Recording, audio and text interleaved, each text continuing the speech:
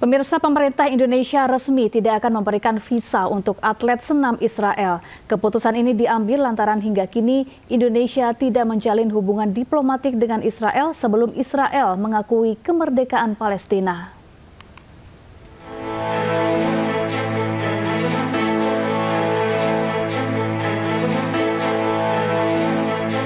Gelaran senam artistik dunia yang digelar di Jakarta kemungkinan tidak akan diikuti oleh atlet senam asal Israel.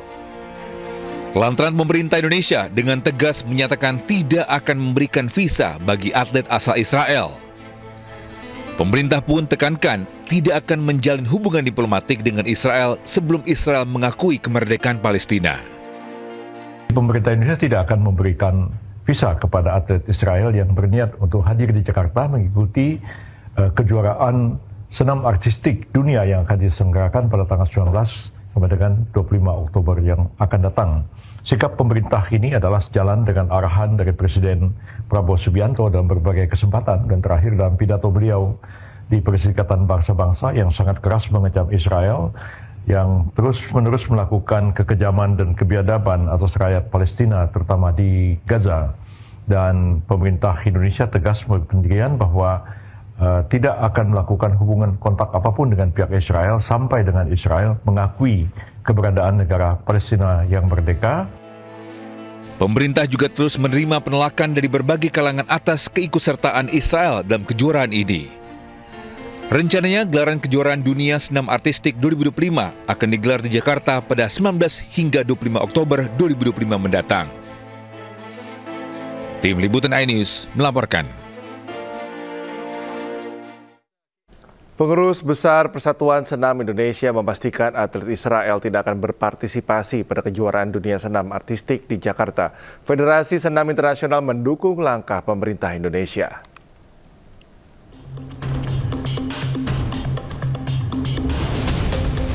Atlet gimnastik Israel dipastikan tidak akan datang ke Indonesia dalam kejuaraan dunia senam artistik yang digelar di Jakarta pada 19 hingga 25 Oktober 2025. Ketua Federasi Gimnastik Indonesia sekaligus Ketua Umum PB Persani, Ita Yuliati, mengatakan hal itu dipastikan setelah pemerintah Indonesia menolak visa milik ke-6 atlet tersebut. Diketahui ke-6 atlet yang ditolak ke Indonesia diantaranya Eyal Indik, Artem Dolgopiat, Ron Piatov, Lee Hiras, Roni Samai, dan Yali Sosani. Mereka dipastikan tidak akan hadir, ya, karena secara visa juga sudah di-cancel. Kemudian dan FIG juga sudah menyatakan tadi pagi kepada saya bahwa akan menyatakan satu mendukung keputusan pemerintah Indonesia dan yang kedua memastikan Israel tidak hadir. Sementara itu, Ketua Komite Olimpiade Indonesia KOI Raja Sapta Oktohari menyampaikan Presiden Federasi Senam Internasional Morinari Wanatabe sudah menyatakan secara resmi mendukung keputusan Indonesia. Presiden Watanabe juga sudah menyampaikan langsung kepada saya bahwa sepenuhnya keluarga besar FIG mendukung semua keputusan yang diambil oleh pemerintah Indonesia.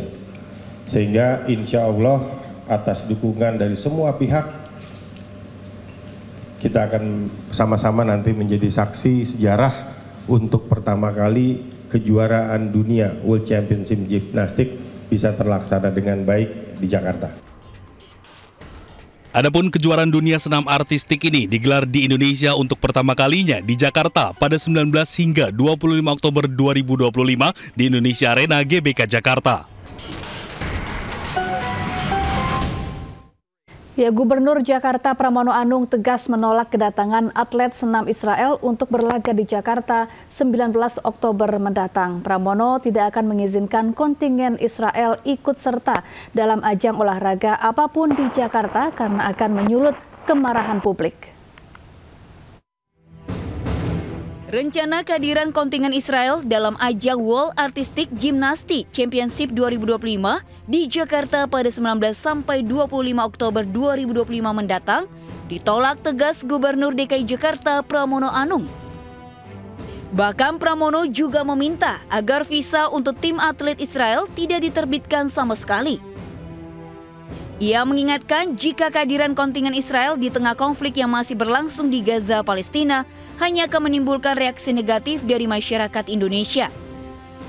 Padahal selama ini masyarakat Indonesia selalu menunjukkan solidaritas tinggi terhadap perjuangan rakyat Palestina.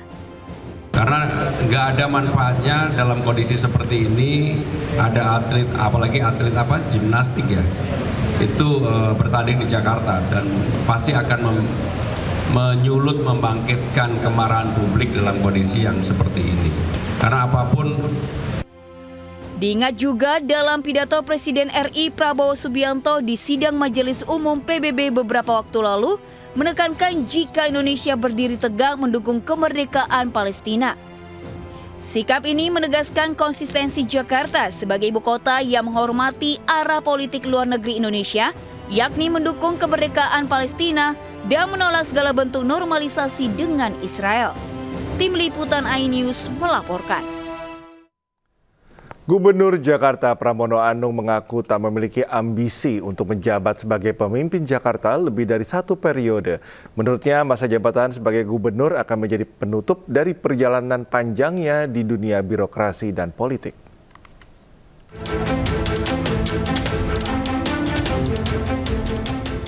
Gubernur DKI Jakarta Pramono Anung menegaskan komitmennya untuk menjabat hanya 1 periode sebagai pemimpin Jakarta. Pernyataan ini disampaikan Pramono saat menjadi narasumber dalam sebuah acara Bank Plat Merah di Jakarta. Di depan seluruh tamu undangan yang hadir, Pramono mengaku tidak memiliki ambisi untuk menjabat sebagai pemimpin Jakarta lebih dari 1 periode. Politisi PDIP ini menegaskan masa jabatannya sebagai gubernur akan menjadi penutup dari perjalanan panjangnya di dunia birokrasi dan politik yang telah digelutinya selama 25 tahun. Dalam pemerintahan dan politik selama 2 dekade, Pram pernah menjadi anggota DPR, menjabat sekretaris negara di era Presiden Megawati Soekarno Putri dan Presiden Joko Widodo, hingga akhirnya dipercaya menjadi gubernur Jakarta. Organisasi, perusahaan, tentunya kita harus punya target. Kalau orang bertanya dengan saya, apa sih target saya? Supaya nanti gak di ini sama ini. Saya target saya pengen jadi gubernur 1 periode. Tetapi saya memutuskan dan benar pada 1 periode dan berhenti. Saya udah menjadi pejabat terlalu lama banget. 25 tahun gak pernah putus. Tambah 5 tahun jadi gubernur dan 30 tahun udah lah. Pramono menegaskan bakal menuntaskan kepemimpinan di Jakarta sampai selesai masa jabatan. Pram juga berjanji menyelesaikan persoalan pendahulunya di Jakarta yang tidak selesai.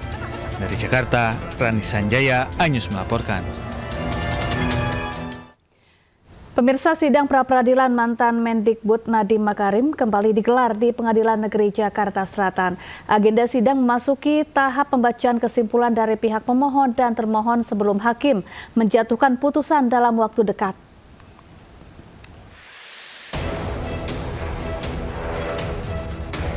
Sidang pra-peradilan mantan Menteri Pendidikan dan Kebudayaan Nadiem Makarim kembali digelar di Pengadilan Negeri Jakarta Selatan. Dalam sidang, kuasa hukum Nadiem, Hotman Paris, mempertanyakan dasar penetapan kliennya sebagai tersangka. Hotman menilai penyidik belum pernah menjelaskan pihak yang diduga diperkaya dalam kasus tersebut, termasuk nilai dan cara terjadinya dugaan perkayaan. Ia menegaskan selama proses penyidikan tidak ada aliran dana yang mengalir kepada Nadiem dan audit BPKP dalam rentang tahun 2020 hingga 2022 juga menyatakan pengadaan laptop Chromebook sesuai prosedur dan harga wajar. Hotman menilai penetapan tersangka terhadap Nadiem tidak berdasar dan hanya berdasarkan kesimpulan sepihak tanpa pembuktian jelas. Kalau ada kerugian negara, hitung-hitungannya mana? Hitung-hitungannya mana? Belum lagi audit resminya. Ini hitung-hitungannya pun nggak ada. Jaksa mengatakan buktinya diekspos. Ada memang berita acara ekspos, tapi hitung-hitungannya nggak ada. Masih ditulis akan dihitung. Jadi sudah ditetapkan tersangka, bahkan ditahan, belum tahu hitung-hitungannya ada. Kalau hitung-hitungannya lagi dihitung, kan bisa 0, bisa tidak ada, bisa ada gitu kan. Sementara itu, penyidik Kejaksaan Agung selaku pihak termohon dalam sidang, Roy Riyadi, menegaskan penetapan tersangka terhadap Nadiem sudah sesuai dengan prosedur hukum. Tadi udah kita bacakan poin-poinnya dalam kesimpulan kami. Pertama, bahwasanya penetapan tersangka atas pemohon itu sudah sesuai dengan peraturan dan prosedur. Pihak Kejagung pun mengaku sudah menyita sejumlah dokumen dan barang bukti elektronik yang dinilai relevan untuk menetapkan Nadiem sebagai tersangka. Dari Jakarta, Wenda Nura, Yudi Richard, iNews melaporkan.